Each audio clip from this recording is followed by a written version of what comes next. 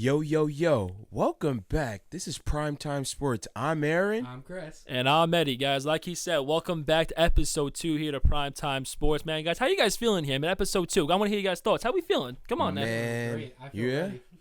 Bro, I'm feeling amazing right now. We got a Reason lot of being, news to talk about this week, man. Hey, Lots of news. almost Christmas, too. I see we got to get the decor, everything right here. Look at the, it's the hot, we're in the Yeah, spirit, man. Look at this, man. I feel good right here. you know what they say? Have a holly jolly Christmas. Oh, yeah. It's the best time of the year. All right, guys. Listen, you know how we go here. We're going to drop into little ace drops here. We have some football talk to start off with, but we're going to get into a lot of hoops talk, too. There's a lot of things going on.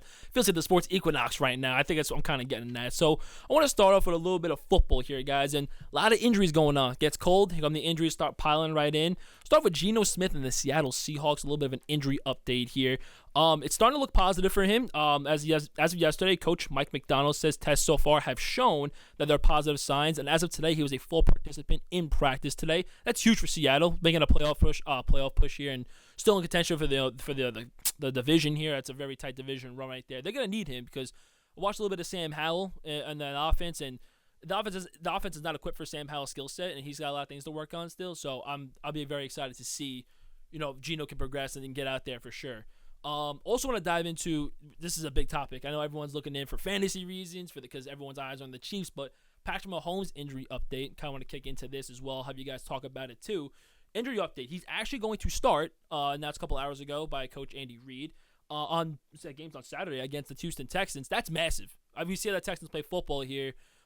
Massive game. I mean, I want to ask you guys quickly. Dive into this Chiefs game. You guys still with Mahomes, whether he's healthy or not, do you guys still think the Chiefs are going to pull out a win here? What are your thoughts, Aaron? Start off with you. honestly, bro, even if Mahomes was not even playing, I still am going to take the Chiefs. Okay. It comes down to the X's and O's every time when you watch them. They succeed on all three phases of the ball: offense, defense, and special teams. I understand it was a lucky block, a lucky a fumble with the Raider game, but still, when it comes down to it, Andy Reid has his guys ready and prepared every game. Every Sunday, we see them do it every time. But how about you, Chris? I totally agree with you. Listen, as long as you have 15 out there on that field, he's going to produce and they're going to win games. No doubt about it. The only thing that Kansas City needs to worry right now is their O-line. They're going up against the Houston Texans. They got some rough riders out there. They got freaking Will Anderson Jr. They got Daniil Hunter. Freaking their front seven's crazy. And then don't forget, you got a young quarterback and freaking Derek Stingley out there, who's a damn dog. And they got some reinforcements coming in too, the Chiefs, because as of hearing a little bit about some guys coming back now, the Chiefs plan to activate Hollywood Brown off of injured reserve. The first time we're going to see the speedster in this offense joining Xavier Worthy in an offense now that they can do whatever they want on both sides of the ball with all the speed, open up a lot of opportunities for Travis Kelce underneath. You guys think that's going to play a big role for that game as well? You think they're going to incorporate him real quick? Because he's starting already. It looks like he's good to go, Hollywood. What do you think, Aaron? Honestly, I feel like they will incorporate him early on due to how fast he can get up the field, because over the watching the Chiefs this season, they have not been able to unlock that next level for their passing offense. Yeah. So they need somebody to burn it for the 40, 50-yard bomb. And having Hollywood Brown back, it might be kind of scary hours going into the playoffs, man. I'm not even going to lie. Oh, yeah. But how about you, Chris? I totally agree with you. They do need a fast receiver. I mean, don't get me wrong, Xavier Worthy is a fast receiver, but we haven't seen as many bombs with him this year. Marquise Brown is one of those players that if you just throw it down the field, he'll freaking catch it and he'll freaking take all the way for a touchdown. Look at some of his highlights when he was in freaking Baltimore at the beginning of his career. Lamar Jackson threw some nice bombs to him. And then Kyler Murray even gave him some bombs too. Now listen, when you have Patrick Mahomes at quarterback, he'll make you look good no matter damn what. I feel like that for this offense, they really need the speed, because at this only moment in time, their only thing of speed was fucking Xavier Worthy at the wide receiver, because they have Justin Watson, friggin', they got Juju, and Juju's not like his same old stuff as he used to be. But I really think that this is a real key addition back to the Chiefs lineup, and I think he's going to have a good game along with him, Hopkins, and Worthy. But yeah, I think this is gonna help the Chiefs offense a lot going into the game. It's gonna be interesting to see because Houston's a team they blitz. I think the number one in the league in blitz. D'Amico Ryans is aggressive. The other guys pressing the line of scrimmage. I was watching that Texans game unfortunately last week. We'll get into that a little bit. So it's gonna see if Mahomes has time with the glaring weaknesses at the tackles that I mentioned last episode. See if they can incorporate those bombs. Have time to get it up there for sure. But more injury news as we go into the NFC now with Jalen Hurts. His injury update here. As we know, the last couple of games he hasn't looked the same, but playing with a broken finger on his non-throwing hand. And I know a lot of people out there would be like, oh, it's a non-throwing hand. How much is that going to hurt him? Well, a guy with his skill set and being that dual threat with his legs, it's gonna affect him. You're not going to run the ball a lot, take the unnecessary hits. Even the tush push is one of those you're going to try to avoid as well here. I've been watching some Eagles games recently, and I look at more of the film than the stats. I'm gonna look at the stats now. I believe his last 3 games. I mean, he's thrown for. I know last game he threw for about 230, and I think the 2 games prior combined he threw for 230. So seems like it is affecting him.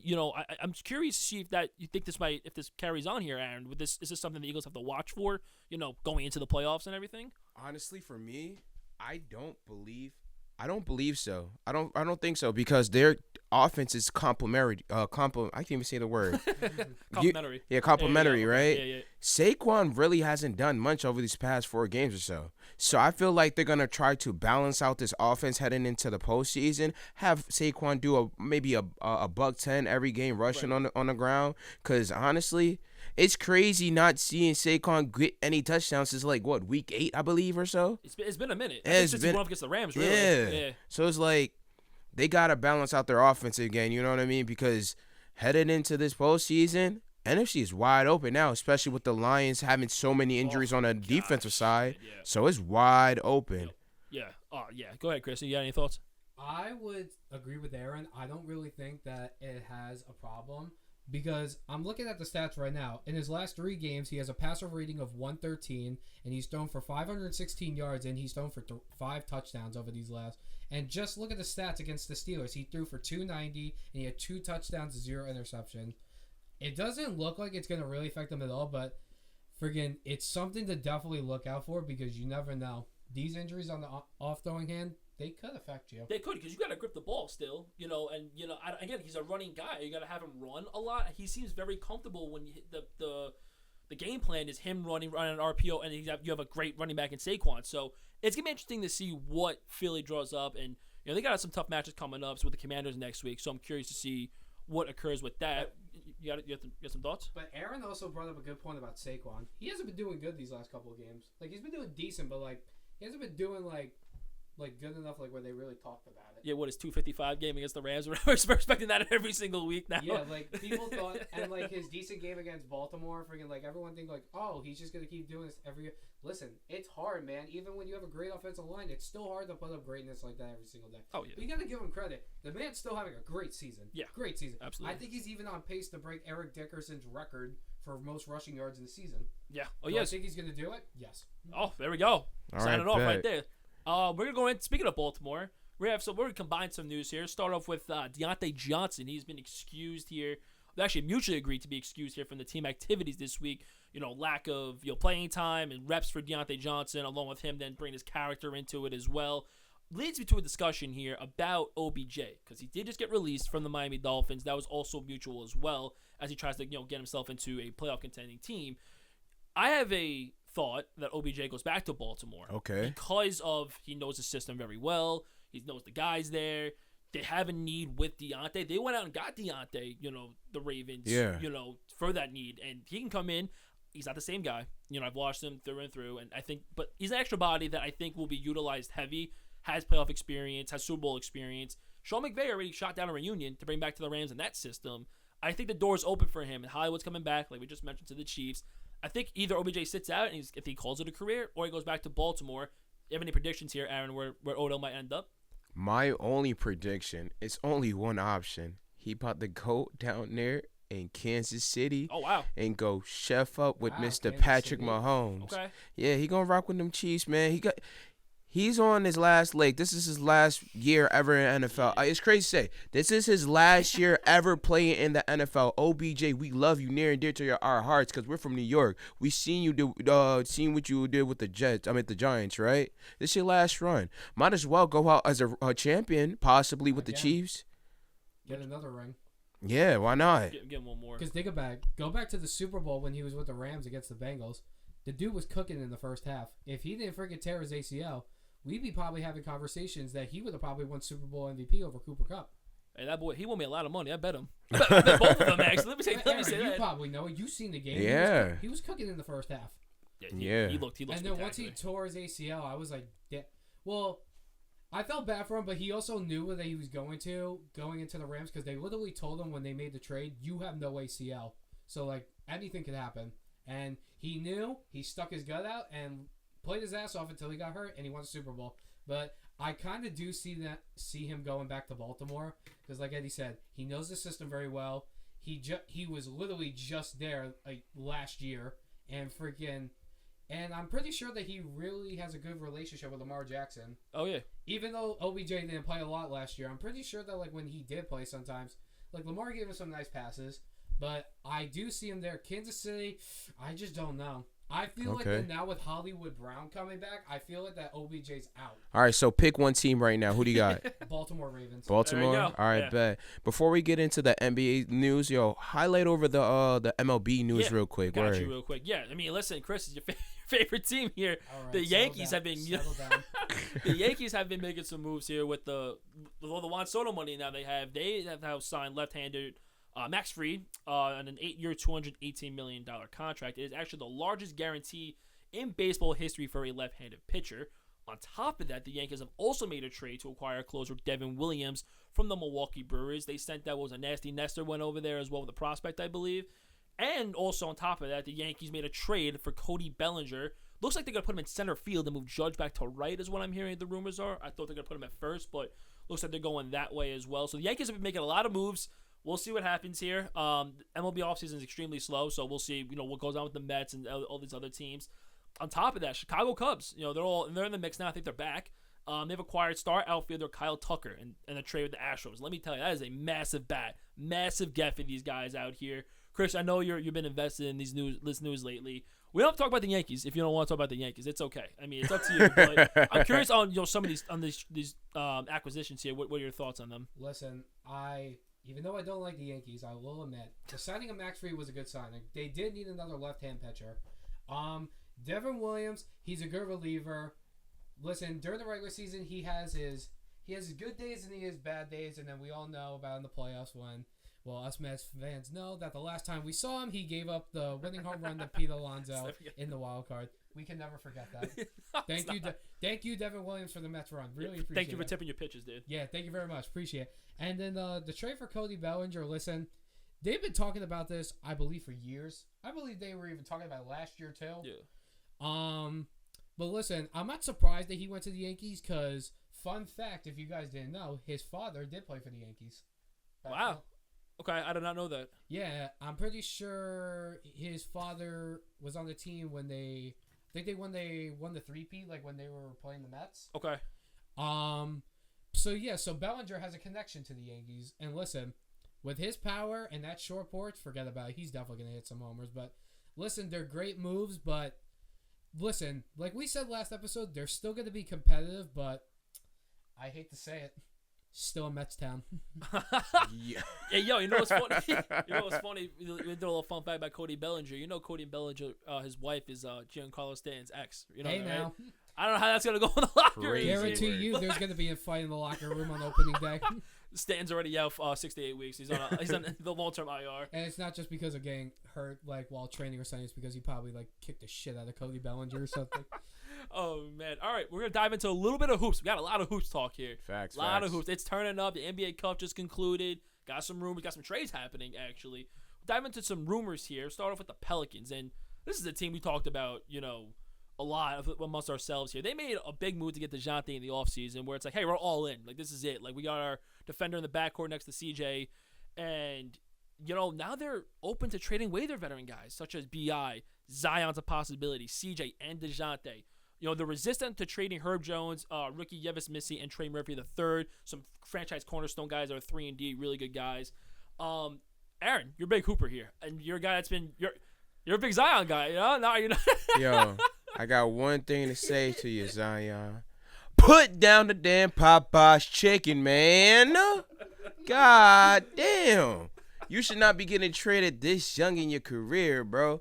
Like, if you don't get your health in order, you're going to be out of the league in a few years. So, honestly, the one spot I do want to see Zion go to get his shit together, the Miami Heat. Heat coach will get him in check. You know why? You see what with Shaq, they had to do with Shaq. Yep. 5% body fat. It'll force you to get in shape, bro. So, Miami Heat, let's go Zion. Fellow Miami Heat fan, how would you feel about this? Absolutely not. Even if you kept Jimmy? Dude, no matter what with this trade, Jimmy's probably going to go. Oh, okay. Well, But listen, Zion, he has all that hype coming out of Duke. I really thought that his career was going to be way better than it already was, but think about it. I believe he's like 5 years into his career or 6. If you're not going to pay attention at all to your diet, your health in the first 5 to 6 years of your career, at all, really. what the fuck are you going to do when you go down there to South Beach if you go there? Because you Miami Heat fans, if you're out there, you know Pat Riley, he don't give a fuck. As soon as if Zion Williamson were to get traded to the Miami Heat, he would get his press conference done, introductory, say hello, get the tour of the facility. Pat Riley would see him leaving, and then he'd go, where the fuck are you going? And Zion goes, I'm going out. Pat Riley would go, no, you're not. You're getting your ass in the fucking gym. And he goes, you're not leaving until you're freaking after a certain amount of time. Because Pat Riley, man, he ain't no joke. He coaching no joke. And Aaron's right. Shaq, they literally told him, you need to be down to 5% body fat, or else we ain't going to fucking play you a lot. That Miami nightlife would catch up to Zion in a heartbeat, too. I know for damn sure he'd be out doing whatever you got to be doing down there. I don't know if you guys also heard when they were going rumors around with the Pelicans, they recently announced that they're open to trading their veteran stars. Like we just talked about, Zion, B.I., CJ McCollum. I don't know about DeJounte because he literally just got... There is a rule with guys who just got traded, so I don't know, so I don't think he could get traded. I don't know. I have don't. no idea. I think they'd have to probably wait till next year, and then they announced that the only 3 people that they are keeping on their team that they're flat out untouchable is Herb Jones, rookie Yves Missy, and Trey Murphy III. And I just want to get your guys' opinion. Aaron, I'll start off with you. What are your thoughts about the Pelicans open to trading away their veteran stars when they literally worked on this process for years to get all these guys? Like, they got B.I. in the big trade with Anthony Davis. They freaking got C.J. McCollum in the trade from Portland when freaking, they were starting to fall apart. And then freaking, and then Zion, we obviously know, drafted him number 1 overall pick and still hasn't worked out great. So I want to know, what are your thoughts on this? Honestly, bro, I feel like they're trying to take a page out of the Thunder's playbook.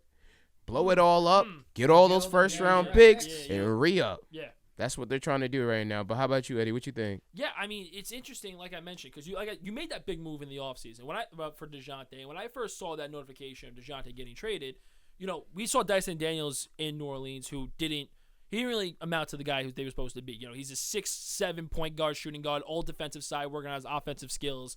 So you had him thrown in there with Nance and picks. And it's like, okay, it wasn't a major investment, but I'm a DeJounte fan. So I really like the fit. Dyson Daniels is having a hell of a season. I told you guys this stat, and I saw it a while ago, so I'm sure it got updated. The record for most deflections by any player in NBA history is like 360, 320, somewhere around that range. He's on pace for about 750 deflections. The guy is making an impact in Atlanta, fits next to Trey perfectly. This is a big-time miss for a Pelican staff that really need to hit on it. These guys are going to want their money soon as well. I understand it because if they haven't meshed in the health aspect, I understand the moves. And the guys that they want to keep, I understand too.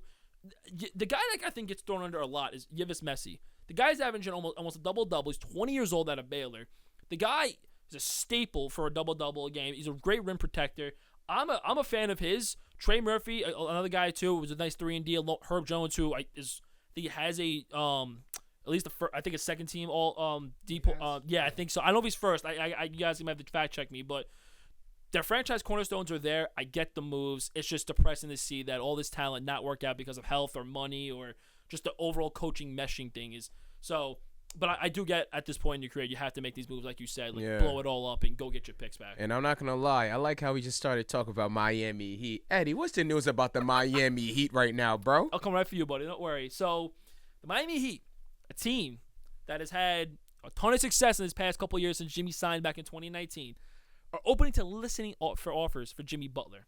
The league sources tell ESPN, and the six-time All-Star has some teams on the list that he'd prefer to go to if he was to be moved. And those teams are considered to be the Phoenix Suns, the Dallas Mavericks, the Houston Rockets, and the Golden State Warriors. So, we got a fellow Miami Heat fan right here. Give us your take. What do you want in the Jimmy Butler package? I know you got some packages that you probably made up. What would be your favorite one? What do you expect, really? What do you think Pat Riley and this company is going to really do with Jimmy Butler? What do I expect? Yeah. Listen, with the team that they have now, they got a superstar in Tyler Hero who is having a career year. And I'm going to say this right now before I get to the other players. If Tyler Hero ain't a fucking all-star, y'all are out of your fucking minds. This dude is on a tear. I swear to God, every time I watch a Heat game, this dude drops 30. And then they got the young center and Bam Adebayo, who's really great. I really love Bam. And then they got Jaime Jaquez Jr., they got Nikola Jovic, they got Duncan Robinson. Like, this team is built on youth. And then they got some star veterans, like they got Kevin Love. Like, he's not as good as he used to be, but it's good to get that veteran depth in there and someone like who has the experience of like winning a championship, freaking playing with great players. But listen, I think that he changed his teams that he would prefer to. I'm not quite sure. I'm going to have to double check my facts on that. But I remember that Houston was one team that they were talking about. And I did come up with a trade proposal by myself to saying like what I would think that Pat Riley would want in a return for a trade package for Jimmy Butler. So in my trade proposal, I have that the Miami Heat would get Jabari Smith Jr., a young power forward who can play the defense really well, and he's got a good mini, and he's got a decent three-pointer. I'm not going to say great, but he can. Jalen Green, who's a young superstar in this league, this guy can ball. I don't know if you guys seen him. He can ball. Yep. And then I also have Miami receiving a 2025 first-round pick via Houston that is unprotected. And in return, I have Houston getting Jimmy Butler and Duncan Robinson. Because listen, you need the youth. And I feel like that with the move of Jabari Smith Jr., like, you got a nice guy at the 4 that can complement with Bam. I don't know who's taller between the two, but if Jabari Smith Jr. is taller than Bam, then Jabari Smith Jr. is going to be the clear 5, and then Bam's going to be the 4. Jabari will be the 4. 100%. Jabari would, yeah, all right. Absolutely, yeah. But listen, I don't know what's going to happen because before they lost the other night to Detroit, they were actually on a 3 to 4 game winning streak. But, like, you got to give it some time. Like, Jimmy's missed some games. Freaking, they got some injuries going on, but I don't know what the hell they're going to do. But all I know is this. If Jimmy Butler were to get traded, all I'm going to say is that we had a good run with him. We went to 2 NBA finals with him. We went to multiple Eastern Conference finals. We literally went to the finals in 2022. No, 2023, I'm sorry, as an 8 seed. All I have to say is to you, settle down, settle down, settle down. Because I like to talk about trades, and over there on the Brooklyn Nets side, there's also some more trade rumors. How you feeling, Eddie? Listen, we'll just for the record throw it out there. Obviously everyone knows Dennis Schroeder was traded to the Golden State Warriors for DeAnthony Melton and 3 second-round picks. And to start off, listen, I'm all for the tank. I told you guys ever since they made the Mikal Bridges trade and got their pick back this year from Houston in that because Houston thought they were somehow going to get KD from Phoenix this offseason. I'm all for the tank this year. So Cooper Flag, Dylan Harper. I might be the guy. I might be leaning more Dylan Harper right now. He looks so pro ready. It's nuts. Even Ace Bailey. We'll see how those guys do the rest of the year. But it's a trade where I don't know what to expect. Right? I always see a vet who's having a great year. Dennis, he's averaging 18. The assists I don't know, shooting efficiently. Great distributor with the ball. He's shown it all year. The Nets offense looks abysmal without him. In the last 2 games they've been playing without him. It just sets the record. The Nets there's guys going to be on. Cam Johnson's going to be gone. Dorian Finney-Smith's probably going to be gone. They're going to let the young Bucks run. I'm excited for what the future's going to hold here for the Brooklyn Nets. And, there's a lot of Cam Johnson rumors. He might be the most highly coveted guy at the deadline, maybe Jimmy as well, if that's really going to come to fruition here. But something else, too, I also did make a package for Cam Johnson. I made a bunch. I want to give out one of them. It's one of my favorite ones I came up with here, and it's something that I could see actually happening, but Sam Presti, and it involves the OKC. Sam Presti is a guy who loves his picks, so it'd be very interesting to see what happens here. But I have OKC receiving Cam Johnson and 2 second-round picks, one in next year and one in 2028, for a good haul for Kenrich Williams, Ousmane Dieng, Nikola Topic, and a Denver's 2027 first-round pick that's top 5 protected. The reason why the Thunder, I think, do this trade is because this is a team, their starting 5 might be the best in the NBA. It's arguably, maybe outside of Boston or something like that. Yeah. Their bench, it's got a lot of change of pace guys, a lot of guys who can provide a spark. They don't have like a big name guy that can help off the bench. And I would think Cam starts, and also with Chet coming back as well. I think he starts for a little bit, but this is a guy you want off the bench, a guy who can stretch the floor right away, provide you some rebounds. His 3-point shot's been electric this year.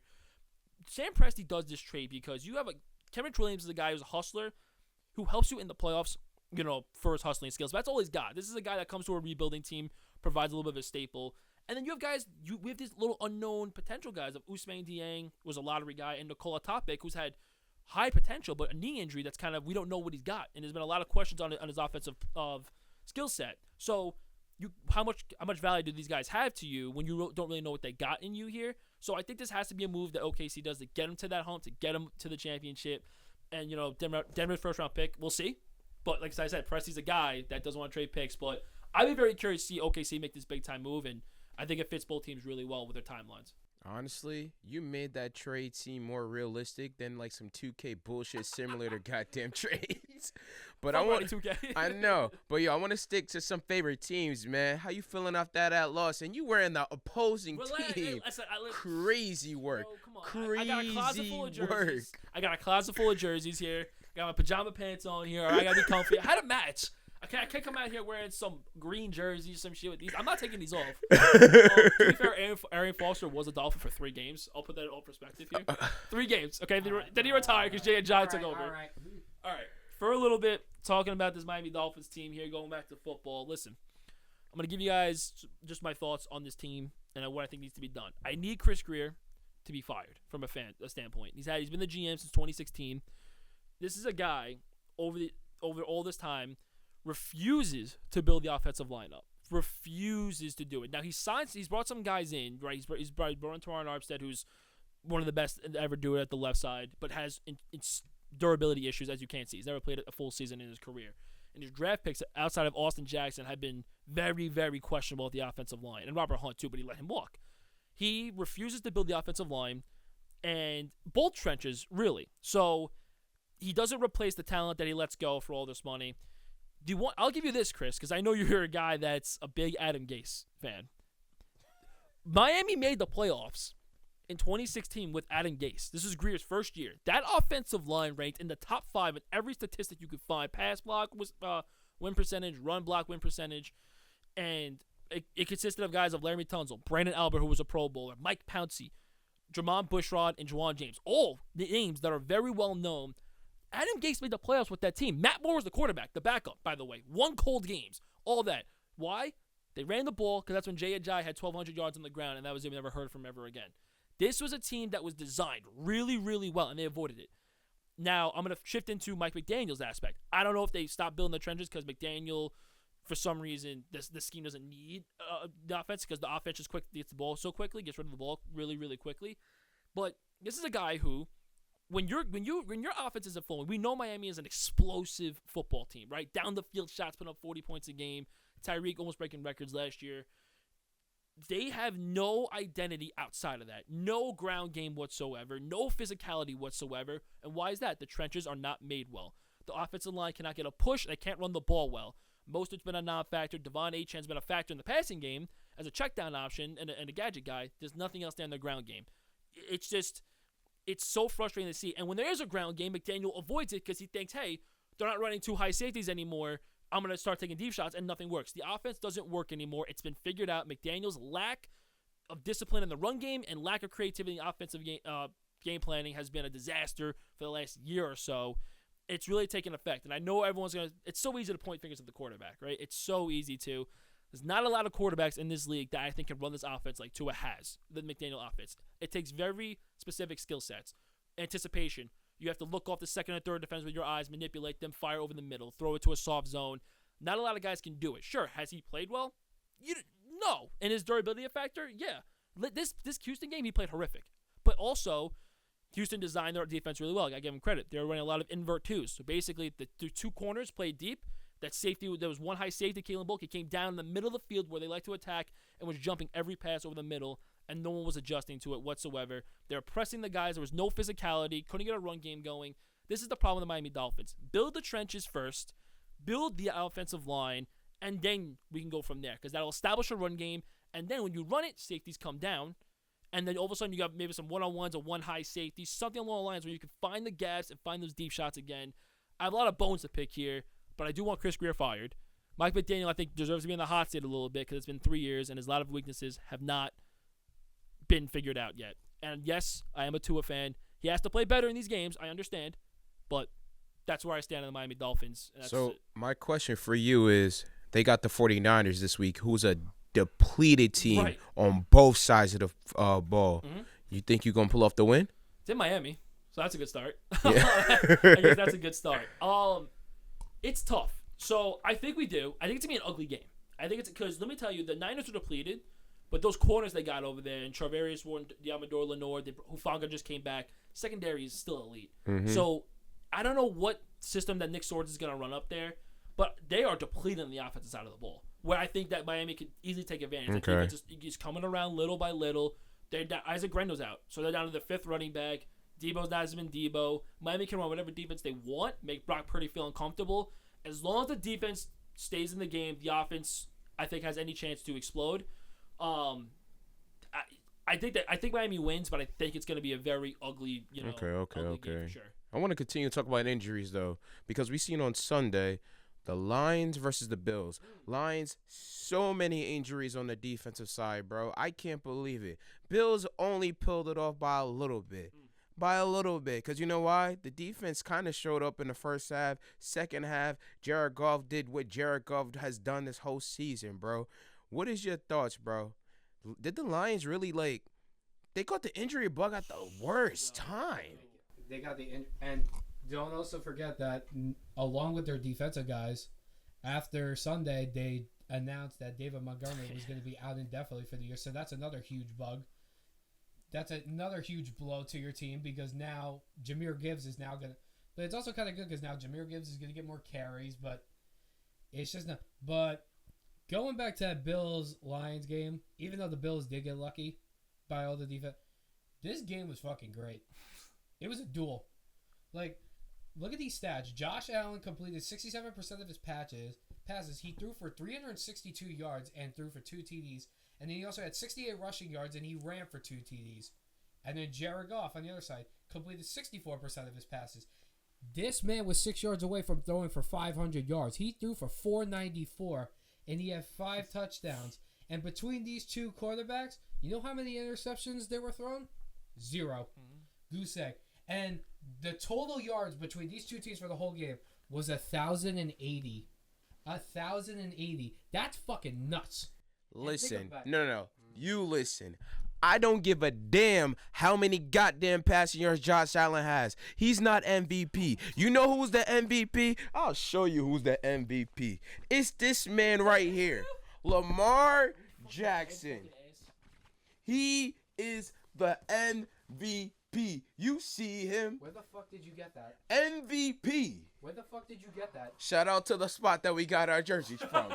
Let's go. He is the MVP. You know what I say. It's a black on black thing every time when I talk about Lamar Jackson, bro. Don't play with me. He's a bad man. A bad man. Settle down. Listen. What the fuck, dude? Are you kidding? Listen to me right now. I'm going to say the same thing. I don't give a fuck what you say. I know you, later on, you're going to bring up about how Lamar Jackson threw for 5 touchdowns on Sunday. Cooking. People, let me give you a freaking recap of Sunday. Who the fuck did they play? Look, like Ed Swisher. Answer the fucking question. Who did they play? He played an NFL team. They're still in the NFL. What is the name of the team? The New York Giants, which is in the NFL. Thank you. The Giants are so depleted and so bad, anyone can throw 5 touchdowns against his fucking team. That's barbecue chicken over there. I don't give a fuck what you say. If he threw 5 touchdowns against the Eagles, oh, forget about it. We rave about it. It's 5 touchdowns against the fucking depleted Giants who are nothing. They're so bad. Back-to-back games. They got people flying over the stadium. They want John Mara out. They want him to sell the fucking team. This team is horrible. I don't know why you're raving. And think about it. The Giants' defense ain't even that good. And apparently, the Ravens are supposed to have a good old line. Derrick Henry didn't do shit. It don't matter. Look, You sound like Mike Francesa a little bit. it don't matter. Lamar Jackson, is he not showed up. an MVP. He showed up and showed out. He's gonna win the MVP again. Josh Allen Let's is go. the MVP. I got Lamar Jackson. Let's go. Big trust. All right, we'll see at the end of the year. But talking about good games, bro. I know everybody's seen the Steelers and the Eagles game. That was crazy, bro. What you From got? his hands, like, you gotta Yeah, I fucking know. play. Yeah, the what fuck you are we got, talking man? about Shoot. here? Listen, that was a good game. I knew it was going to be a good game towards the beginning. But listen, Steelers, man. Listen, you guys are doing good this year, but when it comes to against the good teams, besides Baltimore, this was the competition that you needed. This is the Eagles. This is one of the best teams in the NFC, and you guys just looked horrible. Horrible. The Eagles' defense killed you. And this reminds me a little bit of their 2020 season. When they started off hot, and then they lost. I believe they started 11-0, 12-0. Yep. And then they lost freaking 4 games. And then they lost 4 games. And then you went into the playoffs against the Cleveland Browns, who were on the rise, a young Baker Mayfield, under freaking Kevin Stefanski. And they blew you out. In your home field. And you had Ben Roethlisberger fucking crying on the sideline when the game was over. But listen, the Steelers are a good team, I ain't gonna lie, but when it comes to the competition, so far it looks like that they can't handle it. But now y'all have a chance on Christmas Day to prove me wrong, because you're gonna be at home against the Kansas City Chiefs, the 2-time Super Bowl champion. If you guys could win that game, maybe I'll change my opinion on you guys. But until then, I don't think that they could do good against the good teams. Man, oh man, oh man. Right there. That, yo, But come on, am I right or am I wrong? you're not wrong at all, bro. You just right in. I'm like, Truly fair, sheesh. though, their schedule, the way it was designed, like they weren't scheduled to play a lot of good teams this But past year. I was just gonna say that I have their schedule right here. Look at this, and just keep in mind, until week 7, until Russell Wilson arrived, when he played my damn Jets and he absolutely fucking cooked us. The first 6 weeks they played with Justin Fields at the quarterback. They played Atlanta, who was still getting used to it because, they had just signed Kirk Cousins. He had to get used to the whole stuff. And then they played Denver. Denver at the year wasn't really that good. Bo Nix was doing horrible. But now look at them. Then they played the Chargers. Harbaugh friggin' under a new Herbert under a new Harbaugh system. You got to give it a little while. And then they played India. And then they lost to Indianapolis. And then they lost to them damn fucking Cowboys. And then you beat the Raiders. And then, oh, look at that. Just Russell Wilson comes back. You beat the shit out of the Jets. You beat the shit out of the Giants. You beat the Commanders by a point. If that guy does an offside to get on the Commanders, who knows what happens? And then you beat Baltimore. Give it. That's a good win. Yeah, Against Baltimore? Very good win. Very good win. But then you went to Cleveland, Ohio on a Thursday night when it was snowing and you lost to Jameis Winston. Big doves. You know them big doves.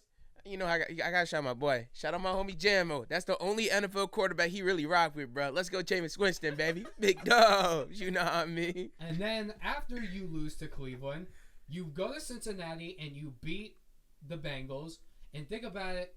If the Bengals defense was a little bit better, we could be talking about the Bengals being a way different team. Not even that. If Joe Burrow didn't get If that, Joe Burrow didn't that fumble the ball, yeah. friggin' listen, his turnovers had led them to losing the game. But also, just like their whole entire year, it's their defense. Their defense is If shattered. their defense was at least above average, then that's Joe right. then Joe Burrow's your MVP. I'll leave it at that. That's another thing. That's interesting. He's fucking right. If Joe Burrow and the Bengals, Joe Burrow, forget about him. He's already having a great year. If the Bengals had a better record right now, forget about it. I would be on the mark right now saying that Joe Burrow is the MVP. because this dude is taking. This dude is freaking killing everybody, and they're like 5-8, 6, and they almost lost to the Titans. Think about that. They need to like do good for the rest of the year to make the playoffs. But I mean, listen, I feel bad for him, and especially for Jamar Chase this year. This was the year for him to get paid, and he's on pace to win the Triple Crown in freaking receiving. Settle down over there, Mr. Chris. Settle down. You know I'm right. I'm not saying that you're wrong. You're not right, but you sound like you trying to. It sounds like you trying to rep for the Bengals now, bro. Especially, the Bengals are a good bro, team. you trying to rep after all the news with your Jets today, man. Yo, fire up the box real quick. We gotta play some Madden. Yeah, Mike man. Williams, 87 overall. All right. I know you're Give gonna. me some popcorn real quick. I need this. Word. Where's my chips at? I got my water out here. I'm done. You got nothing? I'm just going straight into it. Yeah, bro. Go 5 ahead. minutes, brother.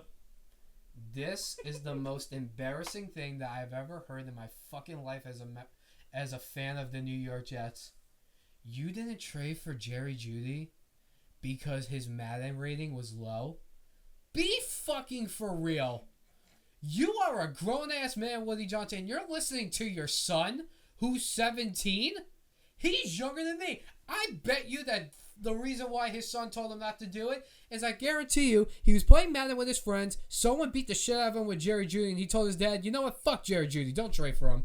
His son's name's Brick, by the way. Sorry, go ahead. Yeah, Brick, I whatever. had to throw that in there. I'm so sorry. I had to. But you're not gonna make this. You're not gonna make this trade for Jerry Jeudy.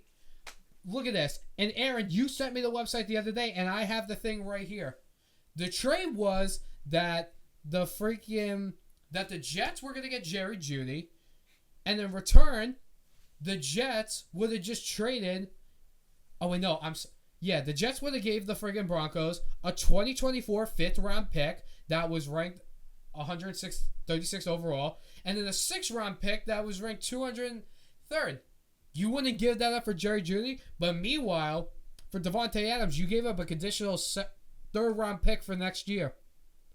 Woody Johnson, you're a fucking joke. This whole team is a joke. I wouldn't be surprised if Aaron Rodgers leaves, and now we got rumors going around that Garrett Wilson's camp thinks that he's going to ask for a trade.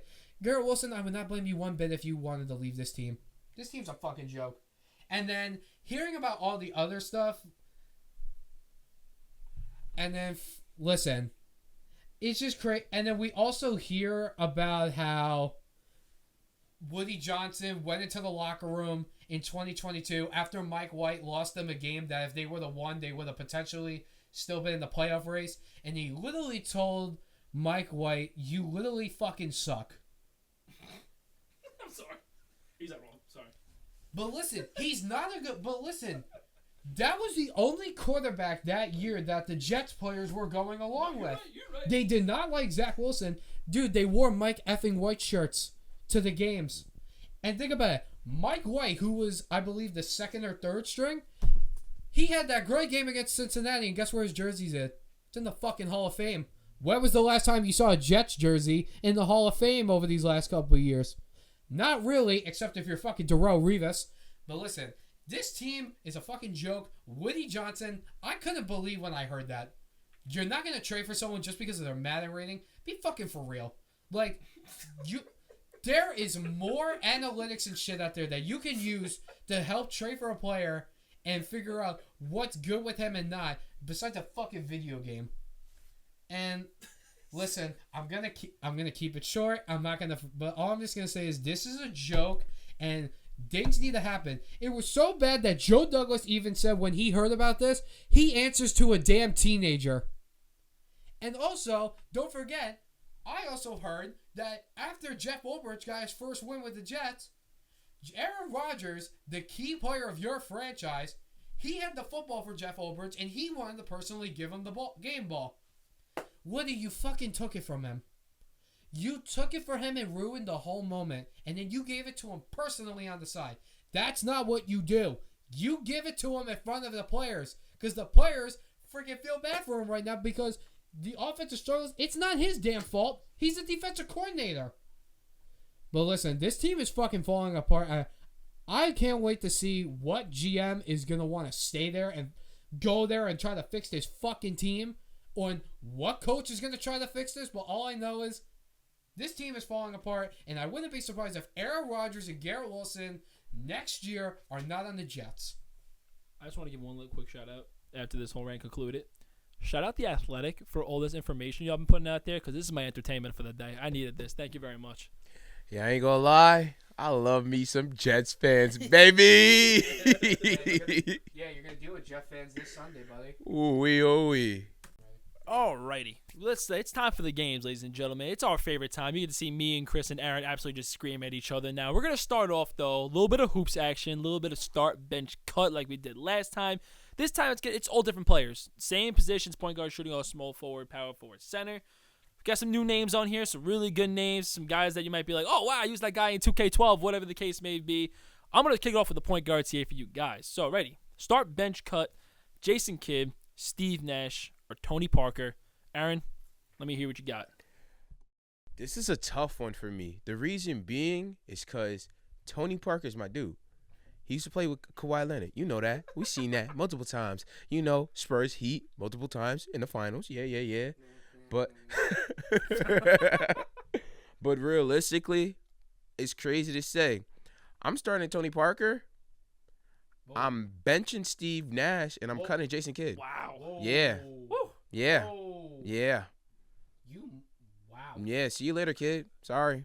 Listen, It's my I can guy. kind of see you why starting Tony Parker, but let's all be real. He wouldn't be the point guard that he was today if it wasn't for fucking Tim Duncan. Hey, bro. He was a part of that team, helping In my that team, opinion, man. What's up? I'm going to start Steve Nash because that dude was an absolute killer on the court. It sucks that he never did win a ring. Two-time MVP, though. That is true. Jason Kidd, I'm benching. Jason Kidd was a decent. I recently just found out, thanks to Eddie, that his career points per game was 12 points. I never fucking knew that. I thought it was more. I'm not gonna I lie. thought it was like 20. And then I'm cutting Tony Parker. And that has a little Heat fandom to me because I don't like you, Tony Parker. Fuck you. The biasness is crazy. It's crazy. But I just feel like that those 2 point guards are better than Tony Parker in my opinion. He went to more finals than both of them combined. He did DJ Kidd in 03, Timmy Duncan. That's all I'm gonna say. Well, let's stick to start bench cut, and let's roll into the shooting guards real quick. And for me, this is a tough one, so I didn't want to answer this one. I'm gonna be honest with y'all. So first, we got Jamal Crawford, Joe Johnson, ISO Joe. Jeez, oh my gosh. And then also we have Monte Ellis, Golden State legend.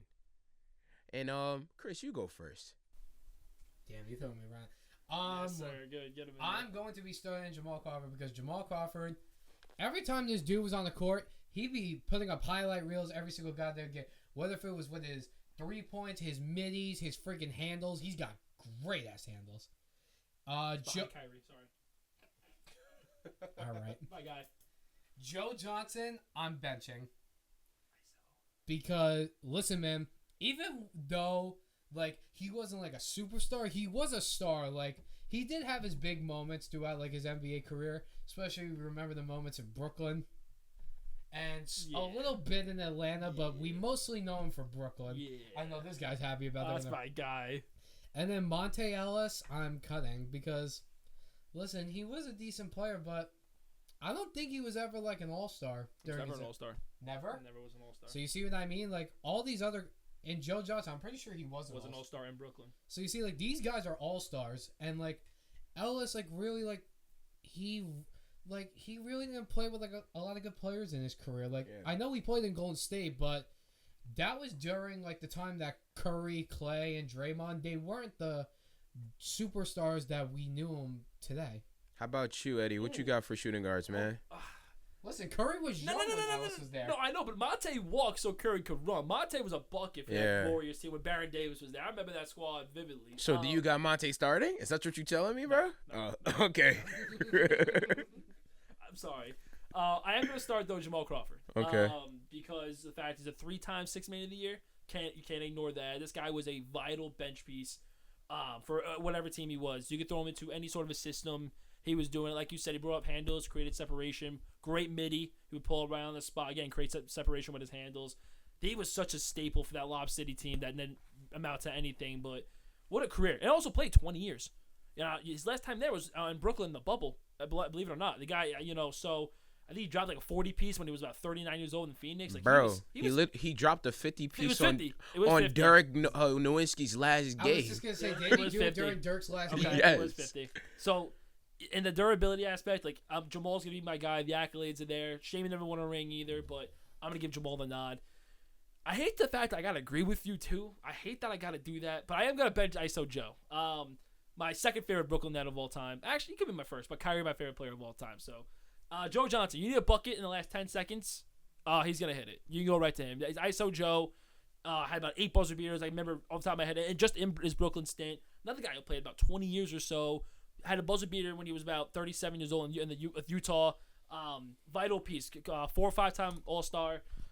Smooth jumper. Guy's midi was unbelievable. His 3-point shot always got better. They don't make guys like ISO Joe no more, man. It's such a shame, but I'm going to bench him, and I am going to cut Mate. I hate that fact I got to do this. I just think the other two are better. Mate was a 25-point per game guy for about 2 or 3 years out in Golden State. Like I said, he walks so Curry can run. He just doesn't have the accolades. He won most improved player his sophomore year, and after that, we didn't really see much out of him in an MVP race, in any sort of fashion. But that guy, a staple again, in any starting lineup you threw him in. Even in Dallas, he would hoop. In Indiana, he would hoop. So, and his longevity wasn't as great as the other two guys I said. I think he played about 10, 11 years, but still a bucket. He's still appreciated. Love you, Mate, but I'm gonna cut him for today. I want you to bring in the small forwards, Mr. Chris. Listen, the only reason why they're having me do the small forwards is because this man over here is trying to piss me the fuck off with these players that are on here.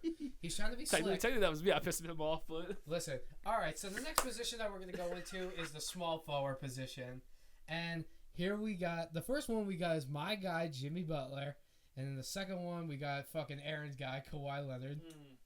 Bad knees. Bad knees is fucking nuts. And then the last one, we have Paul George. Eddie, I'm going to start with you. He's gonna Who are avoid you you, dude. starting, benching, and cutting? Oh man, this is good. Honestly, and just because I knew you guys had your fandoms, I don't think this is a entirely difficult thing. I'm gonna start Kawhi. Not for you, but just because his resume speaks for itself. He's got 2 rings, right? 2 rings? Is it 2? Finals MVP, 2-time DPOY.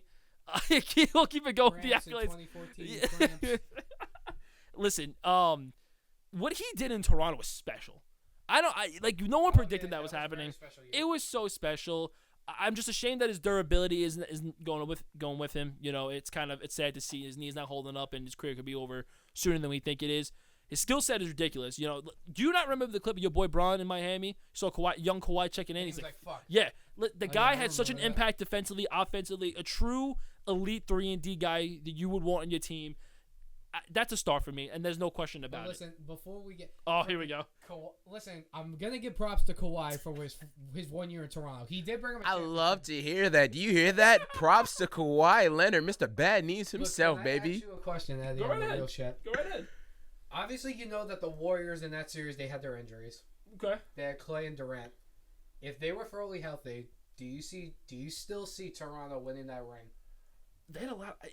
But think about it, fully healthy Warriors. Hey, yo. Well, let me What's ask up? you this. Because I'm trying to get the memory. What was the series record? Because KD got hurt first Yeah, in that series. KD got What hurt was the against series Houston. record? No, When KD came back. KD came back when he blew out his Achilles. What was the series record looking like? Because they didn't have him for the first games when he wasn't there. When he got hurt again, because don't forget he missed some time in the finals because When he would Houston, have the calf strain, and right? then I'm pretty And they rushed sure, him back. I'm pretty sure I got that fact checked here. I'm trying to think. I think it was either 2-2 or the Raptors were up 3 games to 1. I know he came back in a game 5 because the Raptors won in 6. Because the Clay got hurt in the last game. Yeah, Clay got hurt in the final. So game. I'm not even gonna put Clay in this. I still think Toronto does win. Okay. I just Hey. think Kawhi was at such a peak level. I don't think the Warriors didn't have an answer for him. No, not one bit. Team, No one had it. and even that too. That team was so built, like it was so well built. right? Larry's a distributor. Marcus Sol is the rim protector.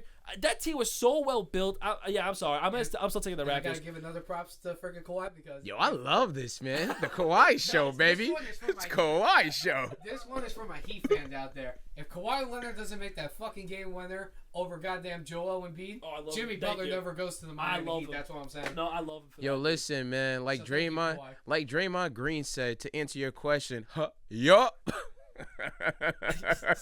All right, so you're starting. I'm Kawhi. starting Kawhi. Okay. I'm benching Jimmy. I am benching Jimmy for the sole fact that I love Paul George's skill. I love his game. You always see a 6'9" guy so smoothly like him. If you put PG on the Heat team the past couple years, I don't think he does what Jimmy does and leads them to the finals twice. I don't think he does. I think Jimmy's got that it factor in him that Paul George doesn't have. I love Jimmy's game on the defensive side as well. And another thing too, PG's another guy who's battling. He's got injuries battling now. I think it's time to catch up to him too, durability wise. I'm taking Jimmy for that reason. It's just more of it's tough that those two were tough. I'll give you that. I think Kawhi's the easy start, no matter if you hate him or not. I know that's his favorite player of all time, but that's an easy start. The Jimmy and PG conversation can go either way. I'm leaning Jimmy. I don't know what the accolades look like. Jimmy's led him to the finals twice. He's one of the few guys that would lead that same exact Heat team to there in those scenarios. I'm gonna take him for the factor and his defensive skill set and the fact that I think he's aging a little bit better than PG. Realistically, I'm gonna keep it a buck with everybody. All right, here we go. You know I'm gonna start Kawhi Leonard off red, and that's not even me being biased. He's the GOAT, in my opinion. Besides Bill Russell, OG. But who am I gonna cut is the question. And if I'm gonna cut somebody, I'm gonna be cutthroat. If you feel me. And the thing about PG, he was a hooper, bro, for them Indiana Pacers back in the day. Went to the Thunder, went crazy. Came to the Clippers, went crazy. I know it was kind of rough in the bubble. Crazy. I know it was kind of rough in the bubble, but who cares about the bubble? This is called start, bench, cut. And the person I'm going to cut, obviously, is always going to be PG. Jimmy Butler will get benched. And that's me being unbiased. You know what I mean? I know. I had to set it up right. I had to set it up right, my guy. But yeah, realistically, I'm starting Kawhi, obviously, because he got rings. Jimmy Butler will be benched because he did lead the Miami Heat to multiple finals. Even though they lost, it's okay. Shit happens. They still went to the finals. PG, even in his peak, he was never able to get over that hump against LeBron and Heat. So yeah, that's who I got, bro, for that one. I really thought he had me too. I'm not gonna lie. You're not the only one. He was gonna say fucking. You're he not was the gonna only bench one. friggin', because when he was saying it, he was looking right. Yeah, at he me. had you good, bro. He had you. We're gonna roll in the power forwards now. The big boys get into the fours here, and I love these group of names here. These are guys that we're talking about true staples of a team. All three of these guys had a huge role in their team, despite maybe not having like the resume that these other guys we mentioned. But start bench cut: David West, Zebo, Zach Randolph, and David Lee. Aaron, go right ahead, brother. We talked about this a little bit. What you got? For me, I'm starting, and this is crazy to say. I know people are going to be like, why? He got rings. I'm starting David Lee, right? Okay. And I'm going to have to cut. I'm going to have to cut. Dang, this is tough because both of these dudes is right there. Like, David West, a dog. Zach, we know Zach Randall, you know, in the league. I'm going to have to cut David West, man. I'm benching Mr. Zebo, man, because he a dog, bro. He a bad man when he get in that post. And he's short than most of these power forwards when he during his time period. Elbow. He throwing his whole body at dudes, man. So yeah, I might have to start David Lee. I'm benching Zebo and David West. You're gonna get cut, my brother. Go right ahead. Floor is yours, Chris. I have nothing else to say. You are entirely right. What the fuck? Whoa. Holy shit. When have I ever seen this happen, dude? Let's go. Listen, man. David Lee, I got the stats right here. His career averages were 13.5, and like obviously we remember from his days with the Knicks. We remember like his beginning years with the Knicks, and then he went to Golden State, and he had some decent years. But even though in 2014 and 15, when they won their first ring, even though he averaged 7.9 points a game, he really did impact this team a lot on the offense and defensive side of the ball. And he worked really hard to get those rings. Zebo, the reason why I agree with you is because also Zach Randolph back then, he was a dog. Like in the post, forget about it. Like on the defensive side too, he was great. I remember all those his Memphis days when it was him, Mike Conley, Marc Gasol. They were like winning some game, and I remember they even beat San Antonio one year when San Antonio was the number 1 seed, and Zach Randolph, him, Conley, Gasol, they were all going off. They eliminated, and the reason why I'm cutting David West because listen, David West was a damn good player, and look, I know he's got a couple rings, but that was towards his end of his career, and I don't know if you guys remember, he got those 2 rings from the year that Golden State went back-to-back. At that time, he was and I'm pretty sure that after they won the repeat, the back-to-back, and then after they lost to Toronto, I'm pretty sure he retired. So, listen, he was a damn good player, but listen, he got the rings from the Warriors. He didn't really play. Like, even though when he played, like, I know, like, he showed his aggressiveness on the court. I remember even the finals, he fought with Tristan Thompson, I believe in the clinching game. But listen, he really wasn't, like, as much help to the Warriors back Nah, then. he was just there like Matt Barnes. But let's just roll into the centers real quick. I know, right? That was a good one, like Matt Barnes. But centers real quick. So we have some dudes that has rings. And they were like really good role players when they won their rings. So first off, Brook Lopez, Marc Gasol, and Al Horford. What do you got, Chris? And make it quick too. Why?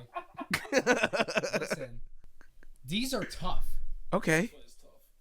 But for starting, I'm going to have to go with Brook Lopez. Whoa. Because listen. My heart's full hearing this. My Brooklyn Net heart is full right now hearing Because listen, man. What? This dude, like, just think about this. He didn't obviously. He started off with Brooklyn. Well, at the time, it was New Jersey. But he was freaking... Listen, he was, like, the star of that team. Like, I'm pretty sure, if I'm correct, I'm going to ask the Net fan. Yeah, I was there, brother. I'm going to ask you, who is the... Isn't he the franchise leader? Leading all-time scorer is Brook Lopez. So you see what Made I his mean? all-star appearance in Brooklyn as well. And obviously, after that, he obviously got traded to the Lakers, which... Like, I mean, he did do decent, but he wasn't going to do shit there because the Lakers at that time, they were bad. They were literally rebuilt. They were literally still friggin' rebuilding. And at the beginning of his career, Brook Lopez was just like a midi and a freaking, like a little post guy. But now, at a very old age, this dude is shooting threes like it's nothing. So, who are you going to cut between Marc Gasol and Al Horford? This is nuts. Because that's crazy. Who am I Whoa. I know who he's gonna cut. I know he's gonna cut. Go ahead. Who you going to cut? I know he's gonna cut though. This is a pretty hard decision. I know he's gonna cut. But I am going to be cutting Al Horford. I knew it because his fucking Heat bias just got in. Nope. His Heat bias. It's not because of that. Listen, don't get me wrong. Al Horford in Atlanta was a damn good player. I'm not gonna, but I feel like that his accolades don't compare to Marc Gasol. Okay. Because Marc Gasol right here, he's playing the league. He's an NBA champion. He was, and think about it, he was a key piece of that Toronto team too, the year that they won. Like, when they got him at the trade deadline, they started doing better. And I know that I think they traded Valanciunas away Yeah, from him. Valanciunas, yeah. Valanciunas was, listen, Valanciunas is good, but he wasn't as good as freaking Marc Gasol. Marc Gasol, back then, he was a defensive monster.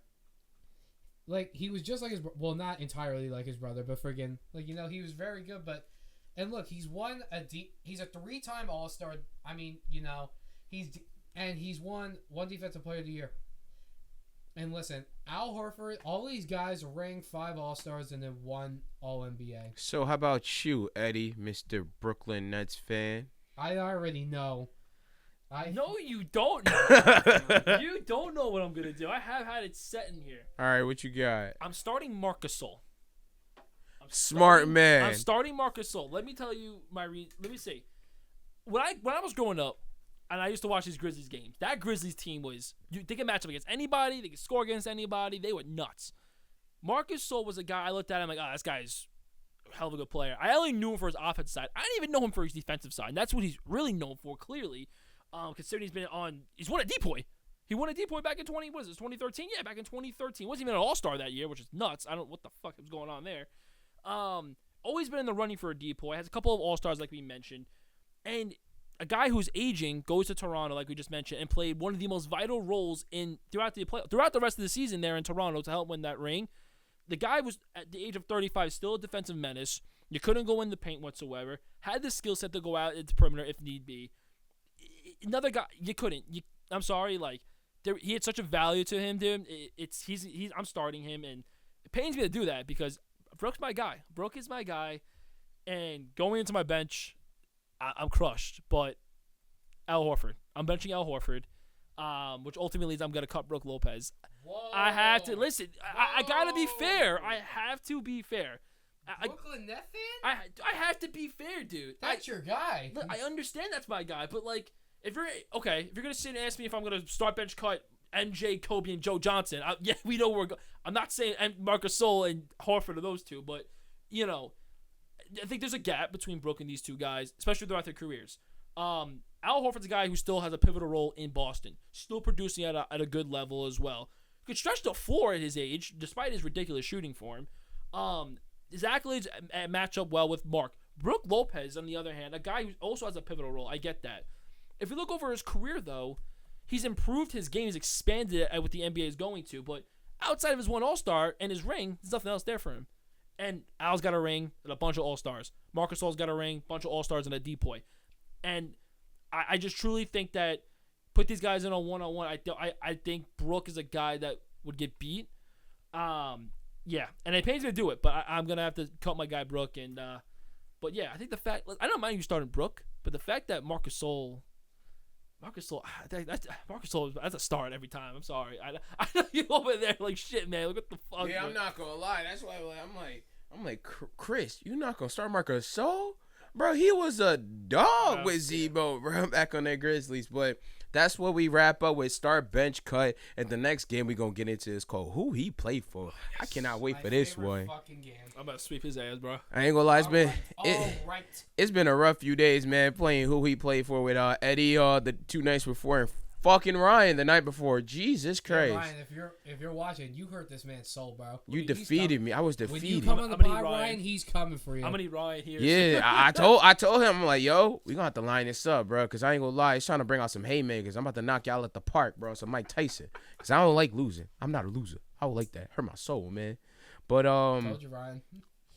Yeah, no, that was rough. But who he played for? You guys ready? Yes. So who he played for is basically a game where I give a player, right? Don't say the players. I don't say the player's name, but I give them the teams that they play for. Obviously, you know what I mean? Say the player's name. Yeah. No. I will. Oh no, Eddie definitely will. Shoot. All right. But let's stick with the basketball because I like basketball. Basketball is a good talk. I ain't gonna lie, good topic. But first off, you guys ready? You got your pen and paper ready? Come on. So the first guy is started with the Magic, went to the Lakers, Rockets, Hawks. Dwight Howard. Yeah. All right. One up. All right. Feels good. I'm gonna start shimmying. Yeah. Curry. All right. And I wanted to start off a little light. Second guy, 76ers, Nuggets, Warrior, Heat, and back to the Warriors. 76er Nugget, you said, right? 76ers, Nuggets, Warriors, Heat, and back to the Warriors. Wait, Iggy. Oh, shit. I want Iguodala. Yo. Lord have mercy. 2-0? Sweeping. 2-0. Inbound. All right, bet. The next guy. We have Grizzlies, Rockets, Raptors, Heat, and 76ers. Kyle Lowry. Bang. Wow. Here we go. No, okay. Here we go. Okay. I thought Rudy Gay for no fucking reason. Rudy. I thought it was Trust me, for I'm a no Heat fan. reason. I would know if Rudy fucking Rudy Gay. I wasn't Gay. too sure. I don't know, man. Hey, man. I'm still stuck in those 2012 fucking Grizzlies team right now. All right, bet. The next guy I have up right here. All right, you guys ready? Yes. Warriors, Bullets, Kings. Chris Webber. Oh shit! You said that was it. That's all I needed there, God dude. damn it, Aaron. That's all I needed. I was hesitant. You heard? I was hesitant to say Bro, you Bullets. said that fucking Wizards, you I goddamn know. I was asshole. still hesitant. I was Yeah. like, should I? Should I Fuck not? you. I was thinking in my head, bro. Yo, I'm starting to think, Aaron, that you don't like me, bro. You Yo. fucking doing the good hints, bro. You're hearing the same thing I am. Bro, freaking. All right, I'm bet. pretty sure that he didn't play when they were the Bullets. I'm pretty All sure right. he played when they were the Wizards. This is a. So you fucked up. Yeah, I know that. Oh, Fucking no, jackass. he got drafted in '94, so he played with the Bullets when they No, but he switched played it. with the Warriors first. Right. No, it was the He was a No, warrior. he dra- First. He was a warrior first. Warrior first. Yeah. Oh shoot. Well, take that point off. Then that's all me. My bad. That's bullshit. Yeah, no, I- you heard the same Right shit now. I did. All right. The next guy, Kings, Bulls, Pelicans, Knicks, and he played for the Suns, last in the league. His last team in the league? Yeah, it was the Suns. Bulls, Pelicans, Knicks. Yep. Kings. Kings, Bulls, Pelicans, Knicks, and the last team he played in the league for was the Suns. He's not playing anymore. No, And he's playing, but not over here. He's playing, but, but not. not over here. I hate that. Wait a minute. Can I get the teams again? Kings, Bulls, Alright, bet, I got Pelicans, you. Knicks, Suns. The teams again. All right, bet. You guys ready? Yeah. Kings, Bulls, Pelicans, Knicks, and Suns. The fuck? That's a good one. I ain't gonna lie. I kind of Kings, cooked up Bulls. later on in this damn thing. Bulls, Pelicans. And also, Kings, Bulls. they get 2 hints as well. So you guys got any questions? Ding, ding, Kings, doo, Bulls, doo, Pels. doo. He's saying Pels, so it's obviously post New Orleans Hornets. Is this Yep. what- Like I'm not trying to do the same bullet shit we just did. Okay. I said in the Knicks. What you guys got? The thing that's tricking me is that you said he is still playing, but he's not over here. Oh no, that's not him. Fuck, I thought I had it. Fuck. Y'all gonna be so mad if you don't get He was this just- one. Okay. You got 2 hints. Remember that. They get 2. And in this game right here, who you plays for, each contestant gets 2 hints. And I kind of gave one off rip that he don't play over here. Because, you know, I'm nice. He overseas. Who the fuck overseas? But I'm not that nice because I gave him a crazy ass shit that means Oh, nothing. no, fuck. I thought I had it. Fuck. It's not him. Yeah, man. I had he played for the teams. It wasn't What that you old. got? Kings. I don't know if this will give it away, but I'm just gonna ask it anyways. Oh yeah. What? What year was this man drafted? I'll give that 2011. Fuck. Wait. What you got? No, I don't think it's him. Fuck. You can take a guess. Why not? You don't know. No, it's not him. Okay. No. Hold on. Oh, I had another guess too, and I lost. No, because I don't know who you were gonna say. Who were you gonna say? I just thought of someone. I was gonna say Tyreek Evans. So was I. I was literally gonna say I Tyreek. saw Kings and Pels. I was like, Bro, shit. because he started off with the he Kings. And did. he was a Pel. He was Yes, a he Pelican. was. And that, yeah, and I didn't. But then it could. I don't think he played for the Yo. Knicks. No, he did. He did. No, he didn't. No. He didn't. Oh my And I was gonna say I don't gosh. think he played. He didn't play Wait for a the rest of minute. those teams. You guys threw each other off. Well, I also thought of Boogie, and it's not him either. Yeah, I was gonna say he never played for the Bulls and Knicks or Suns. I also thought of Darren Collison. and All it's not right. him. What the fuck? Wait, and you said he was drafted in 2011. Yep. Like what the fuck? Bro, I'm trying to think of that fucking draft class. He's overseas. He's overseas. 2011 was who? Kyrie? I think Was Kyrie. it Derek Williams? No. Fuck. When the fuck was Yo. Derek Williams drafted? When the fuck was Hold on, I might need another. I might have to use my last hit. What's on- up? What's the hint? I still have mine. Oh my god. What position? Guard. Fuck. I'm not gonna say Yeah, exactly one. I'm say guard. No, I know. I know, but fuck, that doesn't. Dude, I don't remember the 2011. I think It's 20. Kyrie. I know it's Kyrie's class. Kyrie's. I'm trying to think who the fuck was in Kyrie's class. Bro, y'all gonna be Was he a upset. well-known player? Oh, I forgot it. Yes. He was. How many hits we giving this motherfucker? Oh. Oh yeah, you're right. My bad. I already said it anyway, but it well known enough. That's all I can say. Well-known enough. Yeah. You got one? I give you a freebie. I don't even got a hit at me, dude. No? You give a free. What? Okay, now I got it. What? If there's something you want to give away, what time frame did he play for the Knicks? 2016. Just 2016. Yep. Fuck. That fucking team, dude. Wait. This was pre. No. Wait, 26. Was this 2015, 2016 or 2016, 2017? This is 2015, 2016. Fuck. That team was shit. Was this the team they developed? No, it wasn't. Never mind. No. Those are the team with D Rose they developed. Wait a minute. No, that's the Kristaps Porzingis. That's the rookie Kristaps Porzingis year. Hold on. What? I'm trying to think who the hell was on that team because I remember Fuck was on that team, dude.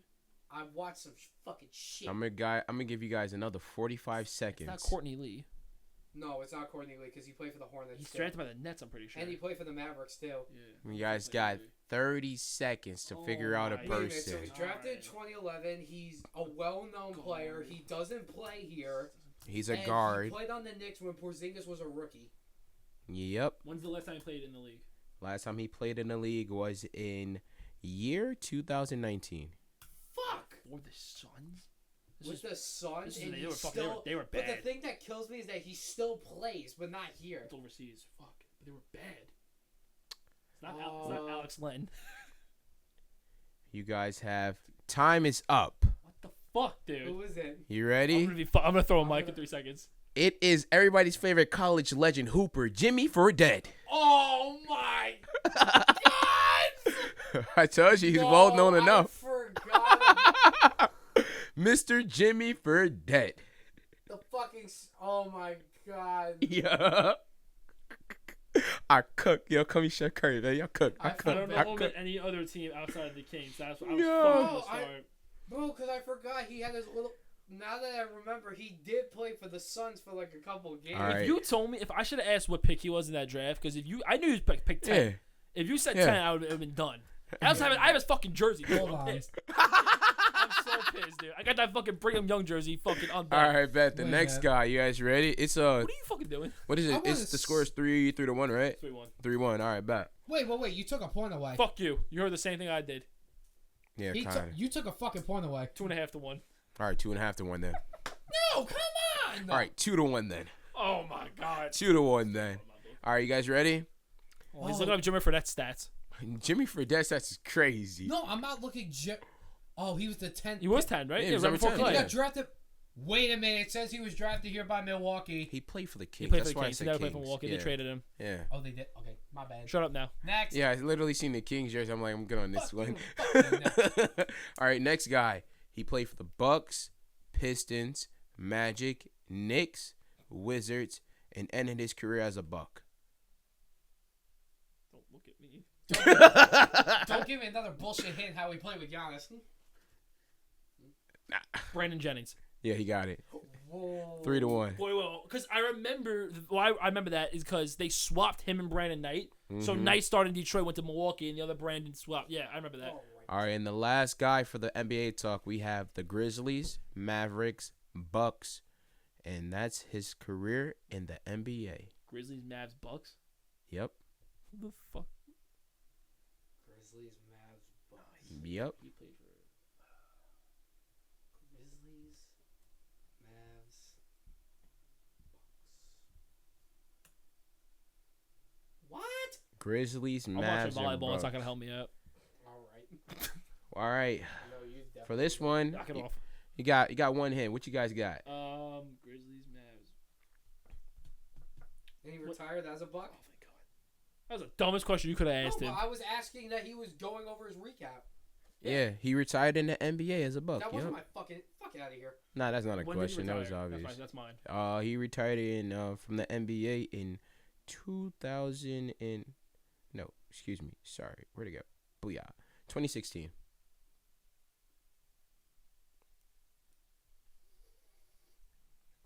Grizzlies, Mavs. He only played for 3 teams in his whole Yep. career. This fucking sucks, dude. And y'all gonna be mad if you don't get this, cause bruh, he was a dog. He was a dog. He was a dog, man. I would think no, maybe he didn't win a ring in Dallas. I don't know how long his career. I fucked up my hint. Grizzlies, Mavs, and I played for Bucks. the Bucks in 2016. That was I give you Giannis' guys breaking an- out party. I'll give you guys a minute and 30 to try to figure this one out. This is Giannis breaking out. What you guys got? Grizzlies. Mm-hmm. Who the fuck? 'Cause before Middleton got there, who the fuck was hooping with him? Let me know, bro, if you guys give up. Do you tap? Nah. No, Chris. I don't tap like that, dude. Fuck off. Grizzlies, Mavs, and Bucks, and he retired in 2016. Like Eddie just said, this is when Giannis was starting the freaking Yup. race. Mm-hmm. Well, sorry, I didn't think he started.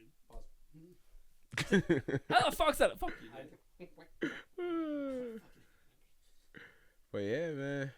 Grizzlies, yo, this is pissing me. Grizzlies, Mav, and Bucks. And you said he was a dog. No, he was a bad boy. If he's describing this guy as a bad boy, this motherfucker was a big man. Grizzly. That's the funny part, bro. You say that, I just say stuff just because. Grizzlies, Mavs, and Bucks. Shut up. Oh man, oh man. You guys tap out yet? It's not Tony Allen right now. Oh, not I yet. think we're Boston. Yeah, because he started off in Boston.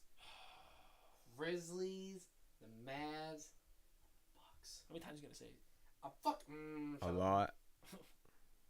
Wait, did he use a hint already? I did, yeah. Can I use my hint? What's yours? What position did he play? And I give this one direct. He was a shooting guard. Well, that didn't fucking help one It's bit. gonna fucking help me in 3 seconds. Hold on. Shooting guard? Yep. Shooting guard, he played for the Grizzlies, Mavs, and Bucks. What's pissing me off is we just spoke about this fucking Grizzlies team. I know. Who the fuck was on the bench of that team? If that's the same timeline adds up, I don't know. Man, doom doom doom doom doom doom doom doom. Fuck you. And that is time. Who was it? You guys ready? Like I said, he was a dog. OJ Mayo. I would have never in a million OJ years Mayo. think of. You mean the fucking druggie? OJ Mayo. I fucking hate myself so much. You would have thought of him? I would have. Honestly, dude, yes. OJ Mayo. OJ, not as a Bro, not fucking in dog Dallas. my Not in ass. Dallas. Fuck dude. Bucks. my He was cooking for the Bucks. Oh my No, God. he was. Hold on. Yes, he was. Mm, That's his most notable years is with the Bucks. Fucking pissed, dude. hold on. I'm more pissed at Jimmer right now. I'm mad about Jim or Tail. Hold on. Wait a minute. You said that his career, like his best year, was in Milwaukee. Yeah, Milwaukee. You can look up his stats. He was killing it for the Bucks. He Are si- you out of your fucking mind? His great years, his two best years, his 2 years in Memphis. In Milwaukee, his first year he averaged 11. The second year he averaged 11.4, and then he friggin' averaged 8. If you watch his highlights tape, it's a lot of Milwaukee. But that doesn't I'm mean his telling you. career year, man. He was a hooper, straight dog. That's why I say he's a That dog. doesn't mean shit. Don't look at me. Is he overseas too right now? He could have done the overseas part. I yeah. thought he was overseas. Yeah, he went 'cause overseas got- there yeah, after. Because he's Yeah. banned from the NBA because he friggin' Yeah. did too many drugs. All right, so let's get into the football action with who he played for. You guys ready for this one? NFL? NFL, baby. All right. Let's get it. First off, Patriots, Chiefs, Vikings, Bills, Cowboys, Titans, and the Lions. Matt Castle. Yeah, 1-0. Never would have fucking guessed that ever in my life. All Wait, right, is that offensive lineman? Quarterback. quarterback. Who the fuck? Ooh, this is a good one. I Yeah, remember ready? that. He cooked for the Pats and got a fat contract from the Chiefs and fucking sucked. I remember that. Rams, Cowboys, 49ers, Oh God. Packers, and ended his career as a Jag. He ended his career as a Jag. Yup. When he retire. That's He insane. retired in the year of 2022, so that's why I said That's fucking 2 Yeah. years ago. he was on the. he was on the Bills practice squad, so I don't count that as a year. So Okay, yeah, that's not gonna help. Wait a minute, can we get the teams again? bet Rams, Cowboys, 49ers, Packers, and then he ended his playing career as a Jaguar. All right, I'm gonna use mine. I'm gonna use my hint. When was he? What year was he drafted? The year he was drafted was in 2020. Excuse me, Oh my God. 2013. Tavon Austin. Yeah. Yeah. Tavon, the All I need- nastiest. I know these drafts, bro. That's all I need. He had the nastiest goddamn That mixtape. mixtape. Cue Helen back real quick. The nastiest of all time. All right, bet this one is a good one. Y'all ready? If I get a girlfriend, she's got to see that mixtape. Eagles, Rams, Chiefs, Oh Eagles, my God. Jaguars, Bears, and the Colts. Trey Burton. No. Fuck! I was so confident in that answer because of the Wait a minute. Colts. I need to. Yeah, say it one more time. Go Oh, I'm a dick. Can I get another guess? Is that how we No. do it? I'm gonna let Chris get one first. This is I hate- Eagles, Fuck me. Rams, Hold on. Chiefs, Eagles, Rams, Chiefs. Eagles, Jaguars, Bears, and Colts. I'm such a fucking dick, dude. I'm So wait, so I such- got Eagles, Rams, Chiefs, Eagles, Jaguars. Bears, and then Colts. God. You said that shit way too Bro, confident, because bro. there's 3 teams that Shea Burton played for in that, like in a row, and I was like, "Yup, bang." What do you got? Before he tries to rip off the Eagles, answer. Rams, Chiefs. Back to the Eagles, Jaguars, Bears, and the Colts. Yup. He retired as a Colt. Yup. I give you 45 seconds. What? Yeah. Because Bullshit. he has an answer lined up. I already know he Fuck outta knows. Fuck you all your 45-second bullshit. All right, what you got then? Fuck you. No, what you That's got, my bro? answer. Fuck you. No, you should get this one, man. That's why. I It is. should? It's easy. Yeah, I fucking you hate should. myself for Wait. this. Eagles, Rams, Chiefs. Can I ask a question? What? At him? Yeah. I'm gonna get fucked. What year was he on the Colts? Okay, it's not like a horrific question. 2022. I said it's not a horrific question. He was on the Colts in 2022. Yeah. Oh, I got it. Nick fucking Foles, baby. Let's go. You said that way too confident, Eddie. Goddamn. Yes, sir. With it 2-1 Feeling now. special. So much fucking hate for Trey Hey. Burton right now. dude. Said it way too confident, Bro, bruh. when you said that I had it, I was like, no, because if I didn't ask what year he was on the Colts, I was gonna Yeah. fucking ask, does he have a ring? All right, this one is a good one. I ain't gonna lie. Fuck me. Saints, Seahawks, Packers, Bears, and the Saints. Saints, Seahawks, Packers, Bears. Bears and then back to the Saints. Yes. Saints. Fuck, what's the second team I wrote down? Saints. It's Saints, Saints, Seahawks, Seahawks, Packers, Packers, Bears. Bears, and Saints. Back to the Saints. Yes. He ended his career as a Saint. What year was he on? What year was he on the Saints when he left? His last year, Last year. What was his last year? 2023. So this was fucking recently. Yeah, very recently. Mm. I cooked. Do you guys hear this? I cooked up. I got destroyed 2 days in a row. I locked in this morning before class. Yes, I did. Yes, I did. Ha! Jimmy Graham, knock it off. Oh, shit. Fuck you. Yo. You talk so soon, and this is what happens. Fuck. All right, bet I got another Chris a one. beer, dude. It's enough's enough. All right, this is the last one then. I ain't gonna lie. Lord Something have wrong with you mercy. again. Yeah. I would have swept you if I was a dick. Yeah, now you said it way too confident. That'll be another rule within this. When only you get one answer and then the other person has a chance before you try to answer again. So to make it kind of fair. So this one, I like this one a lot. You guys ready? Mm-hmm. He played for the Eagles. Just the Eagles. Played Just for the the Eagles. Eagles? Yep. Love that. Love Wait a that. minute, I'm not hopping retired? to this. No. He's not retired. He's still playing. I said no to retirement. Brandon Graham. Bang. I was just saying Lane Johnson. So that's fine. That was Brandon Graham. Shout out. I threw that in. I threw that one in like, So I lost again by one. Fuck. hey man, you lose some, you win some. It's all good. It's time to come back stronger next You week. just, Time to no. You just lose some. Yeah. Well, that wraps up who he plays for, man. That was an exciting game because I'm not gonna lie, kind of went into the archive a little bit with the Tavon Austin. Just throw that in there. Shout out to Brandon Graham, the OG, still killing it right now. Nick Foles, shout out to Nick Foles. You know what I mean? Trey fucking Burton. And oh yeah, OJ Mayo. Fuck off. But yo, man, what's it called? You guys want to talk about a little bit of hoops real quick, man? Yeah, let's talk some hoops. I want to talk about the NBA All-Star format first and foremost. It's weird to me, like trying to like visibly read it, Right. but I feel like it's gonna be a great product when they put it on in February. I gotta check out because I've seen it, but I need to like similar to you. I need to like visualize and like look at this and read this whole thing again. Yeah. But let Me and you talked about it on We talked about it the other day on the live stream. Like how they're doing two different teams. It's two different teams, right? Or is it three? It's 3 different teams for And- the All-Stars and then the one And rising I know the star Rising chart. The winners Yeah, of the Rising Stars Challenge. yeah. Listen, we'll have to see how it starts, but freaking 3 A players. I hate to say this with all because like you guys know me, I love the NBA.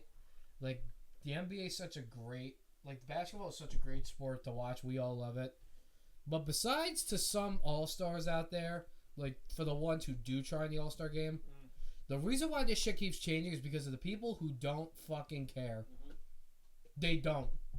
Like, imagine taking your young kid to an all-star game, spending all of this money, but just don't see any competitiveness. Well, this is why they did this. To make the guys try.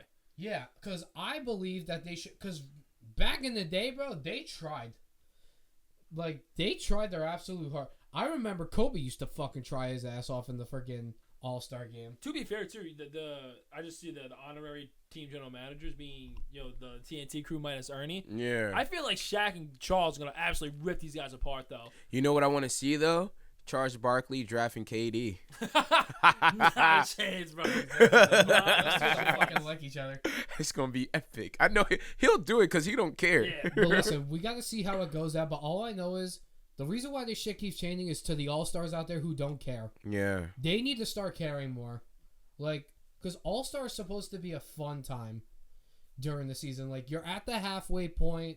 Like, you worked your ass off to get that. And now it's the time to, like, you can have fun, obviously, but you gotta try. Like, do it for the little kids out there. Like, who spend all that, like, think about it, for all the parents out there who are bringing their kids, spending all that money just to see two teams put up 160 points each. You don't see that in a regular game. Do it for the little kids. You said pause, brother. All right. Do it for the basketball fans out there. No, that's a fact. And the reason why you want to do it for the basketball fans because my guy is coming back very soon, bro. Kawhi Leonard is back in practice playing 5v5, bro. Remember, January 13th, bro. That's when we play the Heat versus the Clippers. Take down the Clippers. Ooh, Kawhi Leonard it's going to be nothing but lunch money in that, man. He going to take Tyler Hero. What he averaging this season? What is it? I believe it's like 23. Yeah, cut that in 15, bro. He about to clamp up, baby. Let's go, Kawhi Leonard, man. Let's go. Lockdown defense, man. Stop playing with that boy. Oh, wait, I'm sorry. He's averaging 24. Cut that in 16 then. It don't matter. Lock City, man. Shoot. But yeah, man, Kawhi Leonard's coming back. Giannis took the NBA Cup on Tuesday night. Yo, the Bucks turning it around, bro. I needed that for my futures bet. I'm not gonna lie with you. Yeah? I had a futures bet. I still have it going, obviously. The division winners. This was made when like the Bucks were like 2-5 or so, and struggling. And I was like, yeah, Bucks. I still think the Bucks are a team that's gonna win a division. I don't know why. You have Giannis. Like I can't count him out. I know Kenny Atkinson's system very well from Brooklyn. I feel like the Cavs are a team that if it's D Mitchell's. I don't know. I just don't visualize the Cavs sustaining the success and the Bucks heating up, and that's kind of what I led to. And so I was giving my futures bet there. I mean, I got some other things to worry about. Yeah, but you got. I kind of had to expect like the Bucks heating up though. There was no way this team was gonna sit there and be finish bad the whole year. 35-47. Like there was just no way. So this is like good for them. Yeah, you got Giannis. He's averaging 32.9 points a game, 11 rebounds, 6.9 assists in the last 15, right? And then also you got Dame over here, Dame Dollar. Yo, it might be Dame time again, bro. 24 points per game, 7 assists, 4.5 rebounds, shooting 44 from the field, 37 from 3 in his last 15. But the question that I have, Vucevic, he's available from the Bulls. You think the Bucks make that move? I think he's no. No? I don't know. I haven't watched too many Bucks games. If Brook's still playing to a vital role, Vucevic is the same guy as Brook, just Vucevic can't play defense. Yeah. So I don't know what you would invest. I think what they had to do is I think Middleton's time is coming to an end. I think you got to go find an upgrade over there. Yeah, I mean that guy. Ever since the NBA Finals, he's just been battling injuries left and right. I think if you get another scorer in there, or it depends what you're looking for. I think that's what you got to hit up first over Vucevic.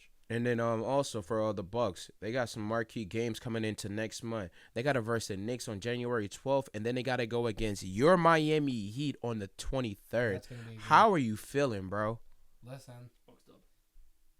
All right. Because it is a rivalry going into every playoffs. But what's your thoughts?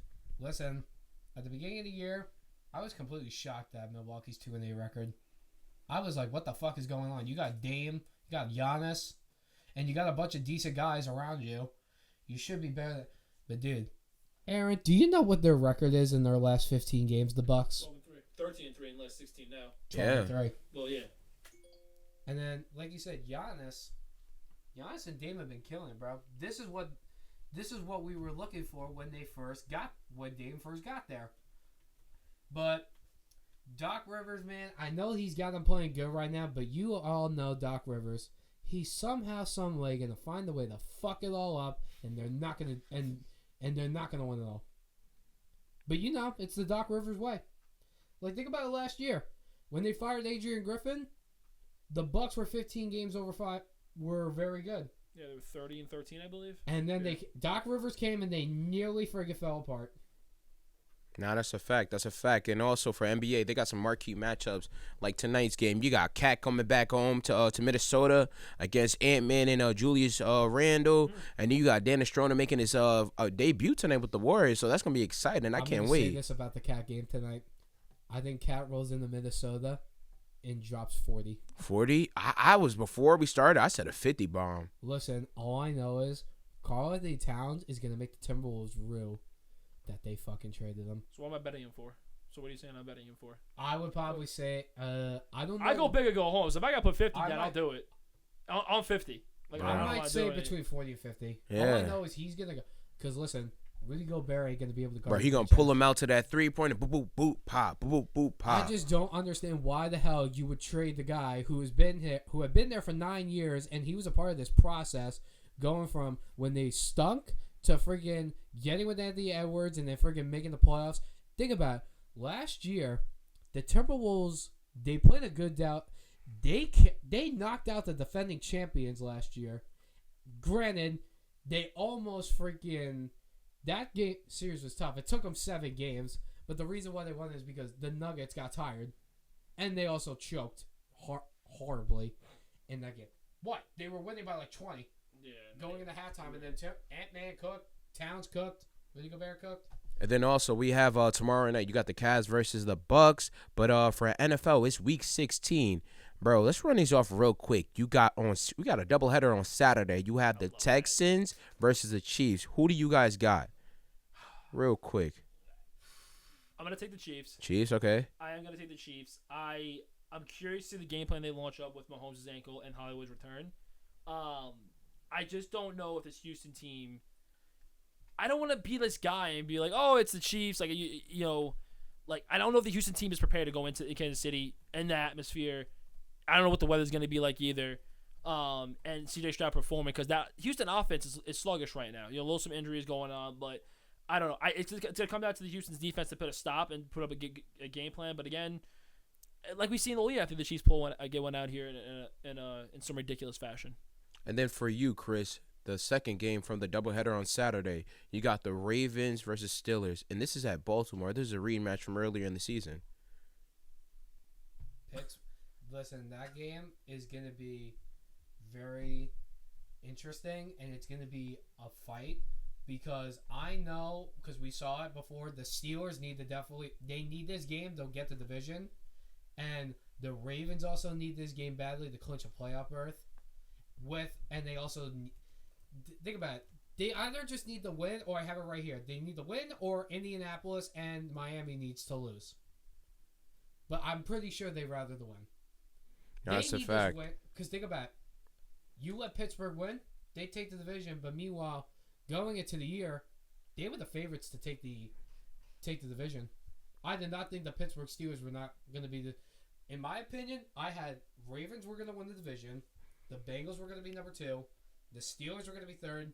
And the Browns were going to be last. Now, that's a fact. And to cap off with Week 16, it is a rivalry game.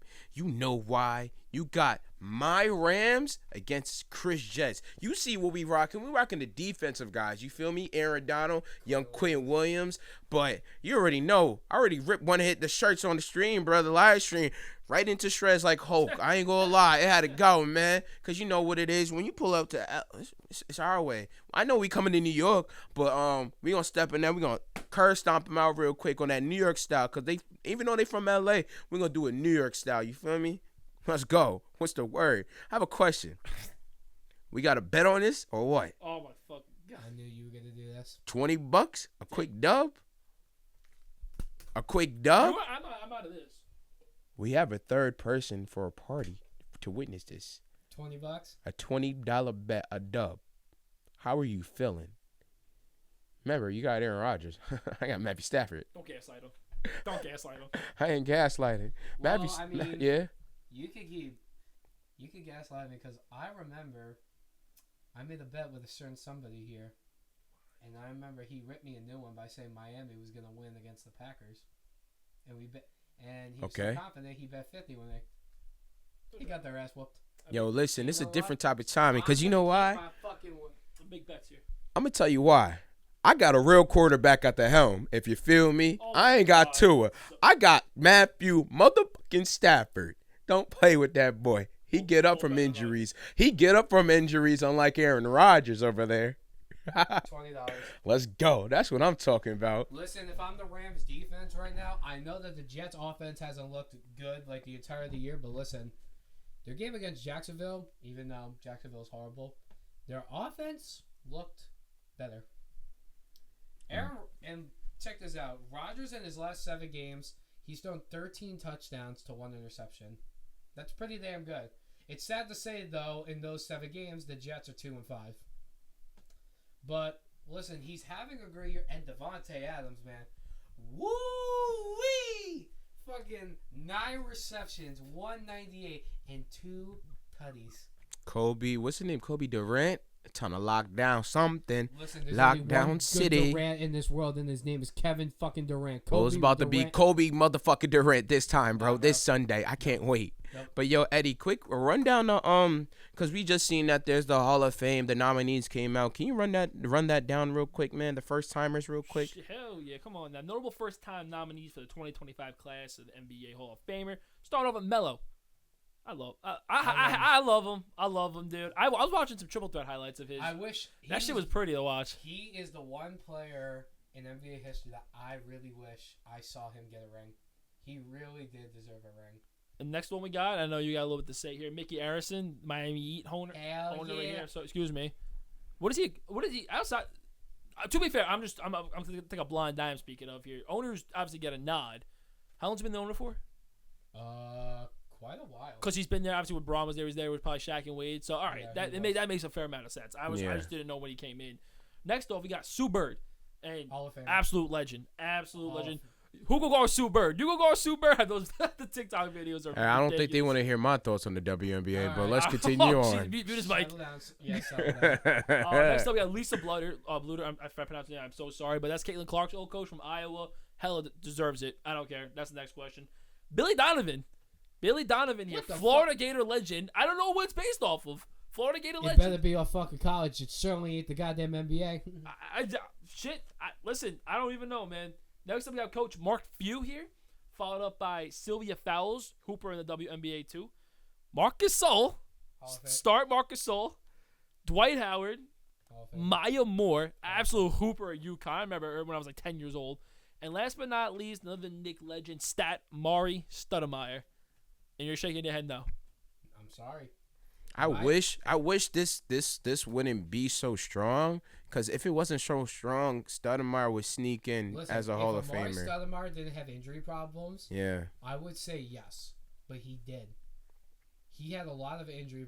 I'm pretty sure that his injury problem started when he got to New York. Because I remember in Phoenix, I remember seeing the clips of him and Steve Nash freaking throwing the oops, Stoudemire fucking dunking on everybody. And then he went to New York, and he had a couple of decent years in New York. They went to the Shit, playoffs. he was vital with them, yeah. They went to the playoffs a couple of times, but it was just his injuries, man. His injuries killed him.